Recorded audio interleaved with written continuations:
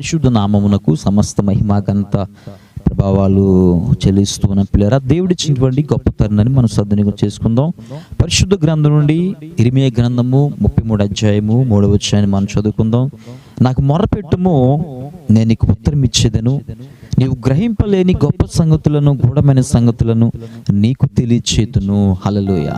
పిల్లరా, ఇర్మీయా గ్రంథంలో 33 అధ్యాయంలో దేవుని వాక్కు, దేవుని మాట లేరా ఆయన అంటున్నాడు ఇక్కడ, నువ్వు నాకు మొరపెట్టుము, నేను నీకు ఉత్తరం ఇచ్చేదను, గొప్ప సంగతులను, నీవు గ్రహింపలేనటువంటి గొప్ప ఆలోచనలను, గొప్ప సంగతులను, గూఢమైన సంగతులను నీకు బయలుపరుస్తాను, నువ్వు నాకు ప్రార్థన చేయడం నేను జవాబిస్తాను అంటున్నాడండి. ప్రార్థన చేయడం నీ వంతైతే కార్యం చేయడము నా వంతని దేవుడు మాట్లాడుతున్నాడు. దేవునికి మహిమ కలుగును గాక.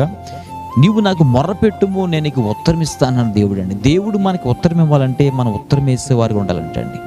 మనం ఏమైతే పిల్లరా సమస్యను కలిగి ఉన్నావో, ఏ అవసరం అయితే కలిగి ఉన్నావో, నీ ఆలోచన ఏమై ఉందో, నీ ఉద్దేశం ఏమై ఉందో పిల్లరా, నీ యొక్క ప్రణాళిక ఏమై ఉందో వాటిని పిల్లరా ఒక ఉత్తరముగా దేవునికి నువ్వు మొరపెట్టినప్పుడు, దేవుని విజ్ఞాపన చేసినప్పుడు, దేవుడు అంటే నువ్వు చేసిన ప్రార్థనకు దేవుడు జవాబు ఇవ్వడానికి దేవుడు పిల్లరా శ్రద్ధ కలిగి ఉన్నాడంట. దేవునికి మహిమ కలుగును గాక.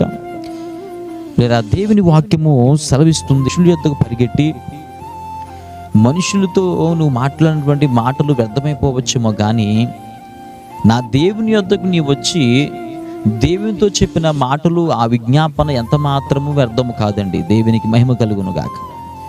ఇలా మనుషులు యొద్దకు నువ్వు పరిగెట్టి నీ అవసర నిమిత్తము, నీ సమస్య నిమిత్తము, నీకున్న ఇబ్బంది నిమిత్తము 100 సార్లు వారితో నువ్వు మాట్లాడిన మాటలు వ్యర్థమైపోతాయేమో కానీ పిల్లరా దేవుని యొద్దకు వచ్చి దేవునితో ఒక్కసారి చెప్పిన మాట ఎంత మాత్రం వ్యర్థం కాదంటండి. దేవునికి మహిమ కలుగును గాక. పిల్లరా, దేవుడు అంటే మన ప్రార్థన ఆలకించువాడు. ఆయన మన ప్రార్థనకు దేవుడు సెవియొగ్గువాడు అంటండి. మన ప్రార్థన మన దేవుడు ఆలకించేవాడు. మన ప్రార్థనకు దేవుడు మన మొరలకు, మన విజ్ఞాపనలకు అవి చెవియొగ్గువాడంట. ఈ దీనుడు మొరపెట్టకి యెహోవా ఆలకించెను, నిజముగా మొరపెట్టువానికి ఆయన సమీపంగా ఉండే దేవుడు అంట. దేవునికి మహిమ కలుగును గాక.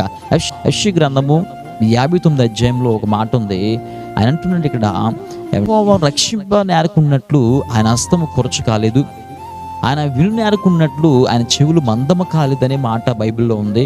నిజమే పిల్లరా, దేవుని మన ప్రార్థన వినే దేవుడు కానీ మన దేవుడు విన్నేరకున్నట్లు ఆయన చెవులు మందము కాలేదంటండి. మహిమ కలుగును గాక. పిల్లరా, దేవుడు మనందరినీ కూడా ఒకే స్వరూపంలోనే దేవుడు కలగజేశాడు కానీ మనందరి పట్ల దేవునికి ఒకే ఆలోచన లేదండి. ఒక్కొక్కరి పట్ల ఒక ఆలోచన, ఒక తలంపు, ఒక ఉద్దేశమును, ఒక ప్రణాళికను మన దేవత దేవుడు కలిగి ఉన్నాడు అండి. ఆయన మన తండ్రి గొప్పవాడు కనుక తన పిల్లలైన మనందరినీ కూడా దేవుడు గొప్పవారుగా దీవించాలని, ఒక్కొక్కరిని దేవుడు ఒక్కొక్క రీతిలో ఒక్కొక్క కోణంలో ఆస్వాదింపచేయాలని దేవత దేవుడు కోరుకుంటున్నాడు. దేవునికి మహిమ కలుగును గాక.